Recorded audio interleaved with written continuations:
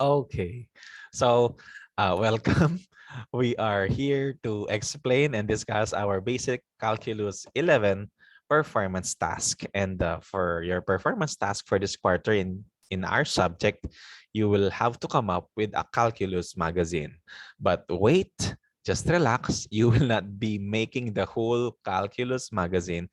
Instead, you will just be making a part of it because this will be an individual task. So therefore, you just have to make a column, um, a part, a portion of the magazine that you will be making. Okay? And then, pagsasama-samahin ko na lang nun yun, and we will be coming up with a whole magazine from the um, 11 STEM 2. Okay, so your goal is to make an issue of a magazine that introduces an applied approach to differentiation and integration. So where can we find this? Of course, you can find this in the internet. There are so many applied approach to differentiation and integration. Okay, and what's your role? You are a member of the editorial staff in an online magazine. Okay, and your target audiences are grade 11 students studying basic calculus. And here's the situation. As a member of an editorial staff of a sought-after publishing company, you are assigned to make an article or a column in a featured issue about basic calculus. So you just have to choose which lesson do you want to feature in our fourth quarter lessons. Ayan. And then, of course, don't forget to integrate applications of it. Okay? Kahit pahapyaw lang na mapapakita nyo kasi the application of this is actually applied in college. So doon pa lang talaga ninyo makita, lalo na kapag nag-engineering courses kayo. Doon nyo pa lang makikita talaga yung application ng calculus. Okay? So what we are doing now are actually preparations for you to that kind of application. Okay? So this issue introduces an applied approach to differentiation and integration. Sir, bakit po meron pa rin differentiation? Di ba we are just studying integration this fourth quarter? Yes, of course. But as you can still remember, alongside with our discussion of the integration, we always go back to differentiation. Di ba? Because the integration is the putting back of the derived or of the derivatives to its original function. So, laging magkakonekta yung dalawang yan. So, you are also tasked to conduct a thorough research of the numerous applications of the derivative and integral and then come up with relevant articles. Okay? So, what will you do? You are to produce an issue or a column for the educational magazine that contains articles and illustrations of the application of derivatives and integrals in various fields, including but not limited to business, economics, physics, engineering, etc. Okay? So, the standards, the company will approve your work if it exhibits the following qualities. Of course, you should have the introduction.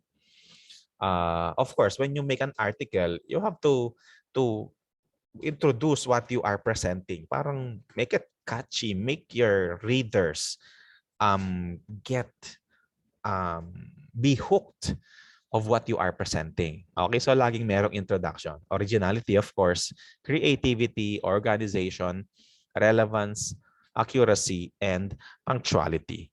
So you will be guided with this rubric, and take note of this medyo malaki. Our accuracy of computations and relevance have big weight. Of course, this is mathematics, so we are focusing more on the computations and the relevance of what you are presenting.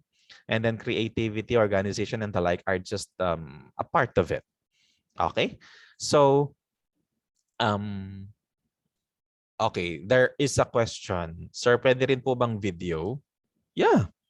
Actually, for example, if you are, of course, if you're familiar with Rated K and Jessica Soho, those two programs are actually lifestyle magazines. Parang in another format, in another media format.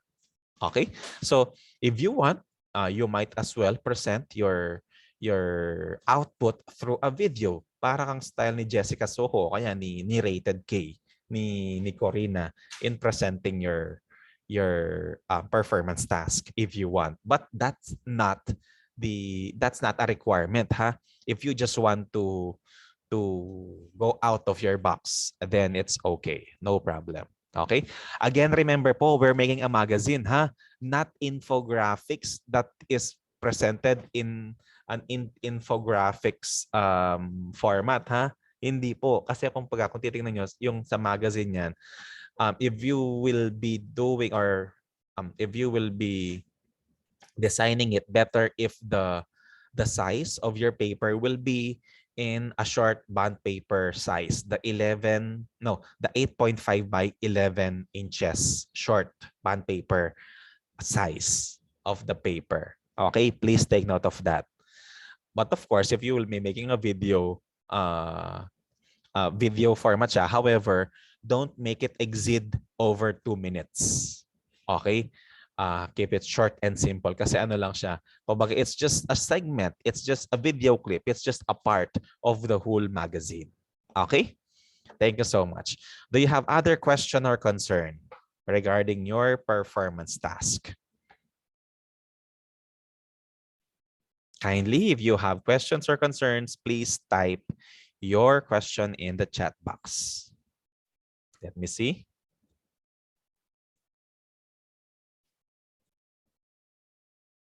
Okay, there's a question here. Sir, wala po yung example. Wala. Why?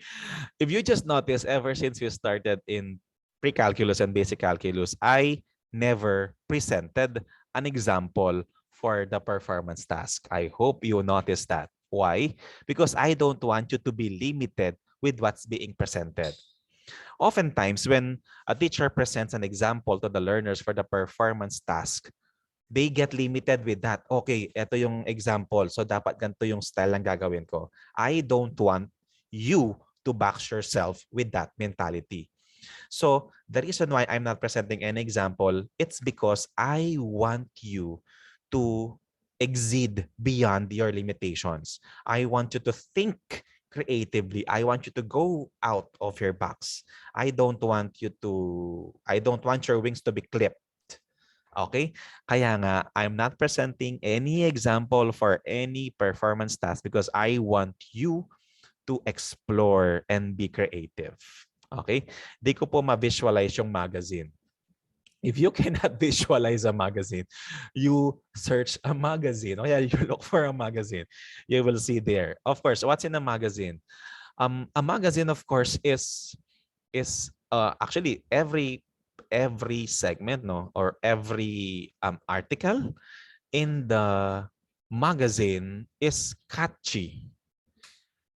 Don't make your magazine like an essay wherein it's just purely text. No, you have to design it. You have to lay out it in a way na your readers won't be bored reading what's in your article. It's not an essay, ha? It's a magazine. And if you happen to see some magazines, usually my image, my illustration, my picture, and then there is this short introduction, and then merong konting design layout na the readers will not get bored of reading your magazine. Okay? So I want you to explore this one. Page limit po, the sky is the limit. If you want to make a whole issue of the magazine, I'm not stopping you from doing it. However, don't exhaust your time naman or don't exhaust your efforts in doing the whole thing. Okay? Just a portion or a part of the magazine is just okay. Okay? Thank you. Other questions, please? Yan. Kasi kapag ganyan, dyan kayo mas na-challenge lalo. Dyan lumilitaw yung creativity ng mga estudyante, ng mga tao. Kapag you are presented with a problem or a task that you need to do and there is no format that you need to follow, So therefore, sky's the limit, your own format. Just that, you just have to follow the short band paper size. Yun lang yung format na ibibigay ko. Any other format, you are the boss. Okay? Other question or concern?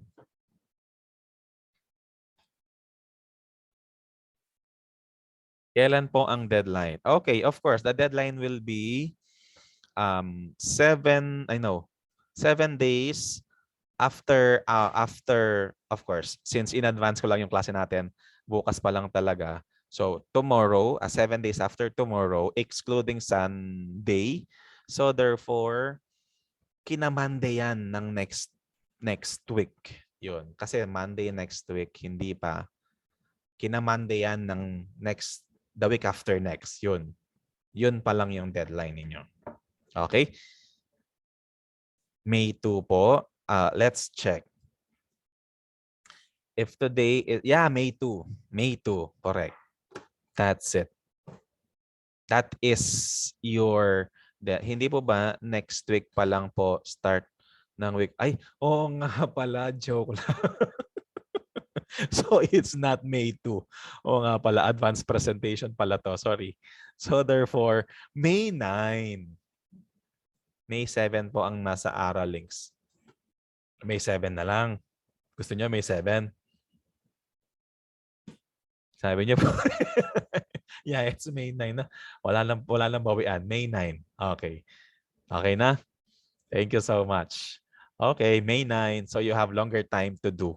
And actually, that's the reason why we are presenting your performance task a week before the PETA week, so that you have longer time to think and decide for your performance task. Okay, sir, ilan po ang minimum pages? Sky's the limit. Your choice. No problem. Okay? There's no minimum. Minimum pages, of course, 1. Minimum para. Of course, there should be 1 page. Yun yung pinaka-minimum, no? Minimum pages 1, of course. Kasi kapag naging 0 yan, wala kayong score. Okay? Thank you so much. Other questions, please? Okay, I guess everything is okay na. Cover page po, of course, if you want, better if you can make a cover page para mas maganda. Wala namang problema doon. Sir, yung concern ko po pala sa ARA links. Yeah, I already forwarded your concern to the registrar. Okay? And to all those na nakahabol doon sa request, although outside na ng ano to,